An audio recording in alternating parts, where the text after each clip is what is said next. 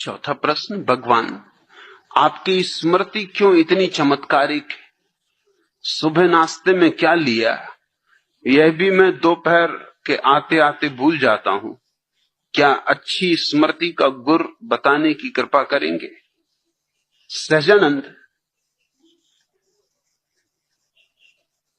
मैं तुम्हें बता सकता हूं कि 1974 में 12 फरवरी को सुबह नाश्ते में मैंने क्या लिया, या 1977 में सुबह के भोजन में क्या लिया, या 1978 में 15 मार्च को सांझ के भोजन में क्या लिया। और उसका कारण ये नहीं कि मेरी स्मृति अच्छी, उसका कुल कारण इतना है कि नाश्ता में रोज वही लेता हूं और भोजन भी रोज वही करता हूं, उसमें भेद ही नहीं करता। तुम कोई भी तारीख की पूछ लो, मैं जवाब दे सकता हूं।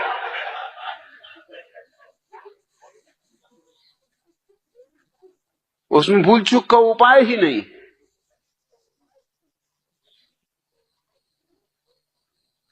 कुछ चमत्कार की बात नहीं है। अब अगर एक ही नाश्ता कोई आदमी ले रहा हो रोज बरसों से, भूलना भी चाहे तो कैसे भूले? तुम बताओ। चमत्कार याद रखने में नहीं होगा, चमत्कार भूलने में हो जाए। भूल सकते ही नहीं। खाना भी वही लेता हूं रोज नियमित, सुबह भी वही, शाम भी वही। उतने ही कप चाय पीता हूं रोज, तारीख कोई हो, दिन कोई हो, साल कोई हो। स्वस्थ हूं कि बीमार, कोई फर्क नहीं करता। हर हालत में सब वैसा ही चलने देता हूं जैसा चलता है। इसमें कुछ स्मृति की खूबी नहीं है।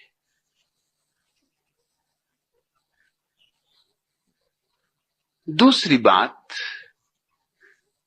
जो भी मैं तुमसे कहता हूं वो मेरा अनुभव है, स्मृति नहीं। इसलिए उसमें भी भूल चूक का कोई कारण नहीं। तुम मुझे आधी रात उठा के पूछ लोगे तो भी यही कहूंगा, क्योंकि मेरा अनुभव है। हां, अगर तुम्हारा अपना अनुभव नहीं है तो गड़बड़ खड़ी हो जाती। स्मृति पर निर्भर रहने का मतलब यह होता है कि तुम दूसरों के अनुभव पर निर्भर रह रहे हो। गीता में क्या लिखा है, अगर ये तुम्हें याद रखना है तो स्मृति चाहिए। कुरान में क्या लिखा है, अगर ये तुम्हें याद रखना है तो स्मृति चाहिए। मैं गीता कुरान की फिक्र ही नहीं करता, और कभी अगर गीता कुरान का उल्लेख भी करता हूं तो भी इसकी फिक्र नहीं करता कि लिखा भी है उनमें ऐसा कि नहीं लिखा है।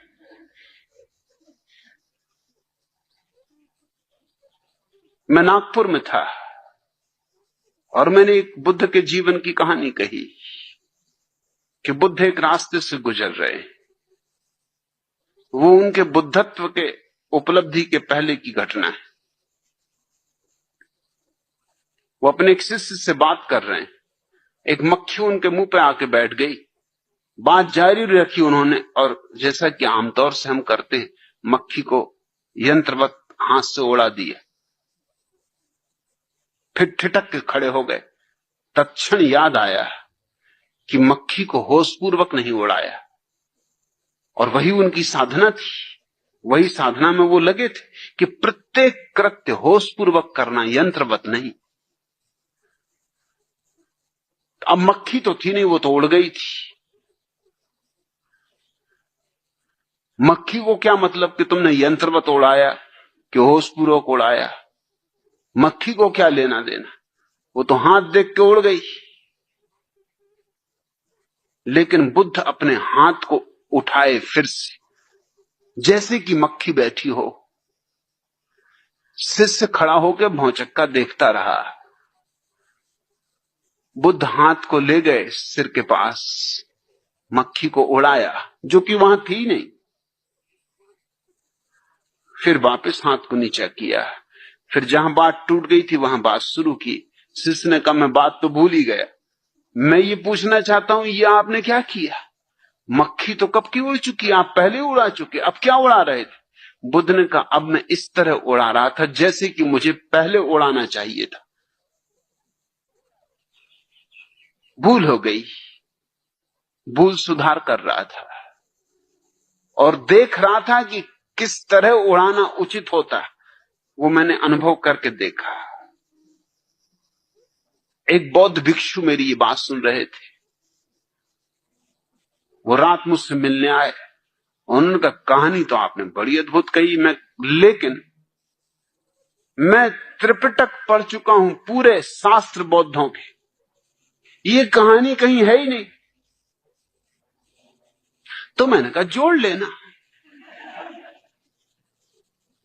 छूट गई होगी, लिखने वाले भूल गए होंगे। वो मुझे बहुत भौचक्के होकर देखे, उन्होंने कहा आप कहते क्या है?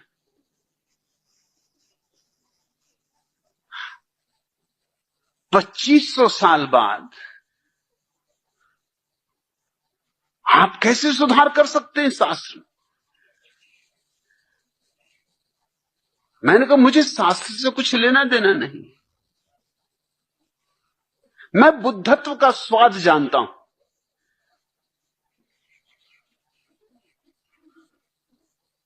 ये कहानी घटनी ही चाहिए, बुद्धत्व की साधना में जो लगा है उसके जीवन में ऐसी घटे वैसी घटे, कोई और ढंग से घटे, मगर ये घटना घटनी ही चाहिए, कई तरह घट सकती। उन्होंने कहा बात तो बिल्कुल जमी, बात समझ में भी आई कि बुद्ध की सारी साधना ही जागरूकता की है। तो मैंने कहा कि बस बात जमने की बात है, बात समझने की बात है, बुद्ध की अंतरधारा के विपरीत तो नहीं है बात। उन्होंने कहा नहीं, अंतरधारा के विपरीत नहीं, अंतरधारा के बिल्कुल अनुकूल है। तो फिर मैंने कहा कि मेरा अंतरधारा से लेना देना है, शास्त्रों से मुझे क्या पड़ी है? हो शास्त्र में तो ठीक, ना हो शास्त्र में तो ठीक। मैं कोई शास्त्रज्ञ नहीं हूं और न मुझे शास्त्रज्ञ होने में कोई रस है, इसलिए मैं जो उद्धरण देता हूं, तुम ये मत सोचना कि ठीक वैसा उद्धरण तुम्हें मिल ही जाएगा, मिल भी सकता है ना भी मिले, मगर सुनने वाले को निश्चित ही लगेगा कि मैं इतने बलपूर्वक कहता हूं कि होना ही चाहिए। बल का कारण यह नहीं है कि शास्त्र में है ही, बल का कारण यह है कि मैं अपने अनुभव से जानता हूं कि ऐसा ही सत्य है, शास्त्र में हो तो ना हो तो, सारे शास्त्र भी नष्ट हो जाएं तो भी जो मैं कह रहा हूं वो सत्य है, सारे शास्त्र विपरीत हो तो भी जो मैं कह रहा हूं वो सत्य है, और सारे शास्त्र पक्ष में हो तो भी जो मैं कह रहा हूं वो सत्य है। ये स्मृति का सवाल नहीं है, ये मेरे बोध का सवाल है। और तुम मुझसे स्मृति का गुर मत पूछो,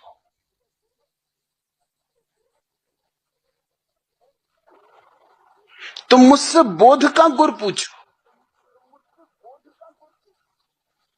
मैं यहां स्मृति सिखाने के लिए नहीं बैठा हूं, स्मृति सीखनी हो कठिन मामला नहीं है, एक ही रास्ता, खूब घोंको, और कोई रास्ता नहीं है स्मृति का। जो भी याद करना है खूब घोंकते रहो उसको, बार बार दोहराओ ताकि लकीर पड़ जाए। कहावत तो सुनी ना, रसरी आवत जात है सिल पर पड़त निशान, पत्थर तक पे निशान पड़ जाता, रस्सी आते जाती रहे, आती रहे, जाती रहे। करत करत अभ्यास के जड़मती होत सुजान। सुजान नहीं होते, ख्याल रखना। जड़मती तो जड़मती ही रहते हैं, अभ्यास कितना ही करें। हाँ, स्मृति उनकी अच्छी हो जाती, पंडित हो जाते, सुजान नहीं। सुजान तो बात और है।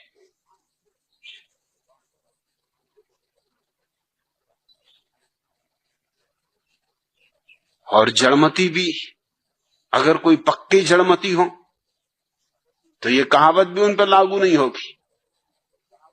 रस्सी आती रहे जाती रहे, घिस जाएगी, रस्सी टूट जाएगी, उनके सिल पे निशान वगैरह नहीं पड़ेगा।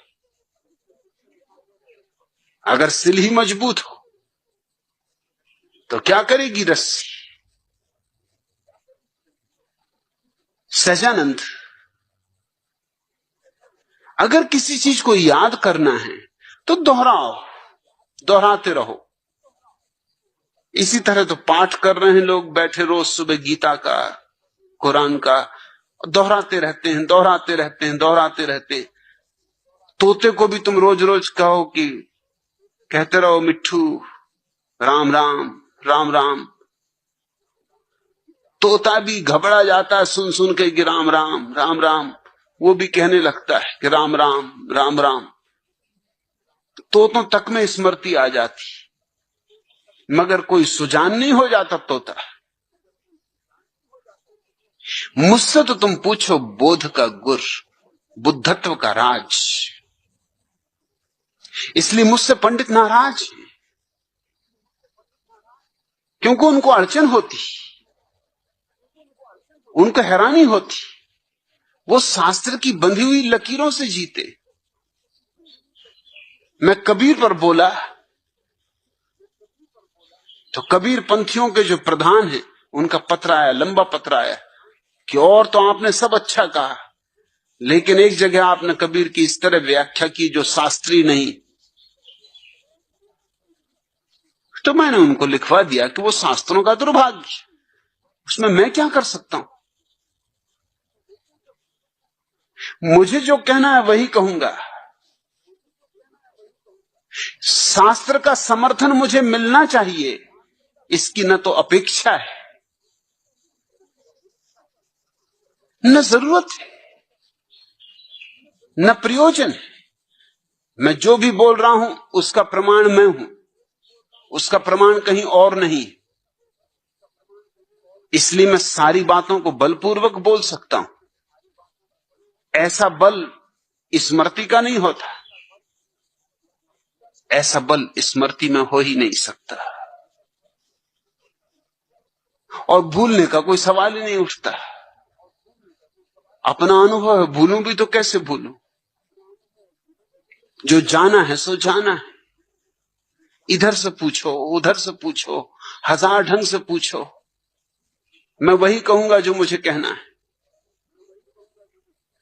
कई लोगों ने मुझे खबरें की कि आप भी गजब हैं, कबीर पे बोलते हैं तो ऐसा लगता है कबीर ठीक, और मीरा पे बोलते हैं तो ऐसा लगता है मीरा ठीक, और रैदास पे बोलते हैं तो ऐसा लगता है रैदास ठीक, और फरीद पे बोलते हैं तो ऐसा लगता है फरीद ठीक, और नानक पे बोलते हैं तो लगता है नानक ठीक। मैं उनको कहना चाहता हूं कि मुझे उनके ठीक को गलत होने से कुछ लेना नहीं, मुझे तो जो ठीक है वही बोलना है।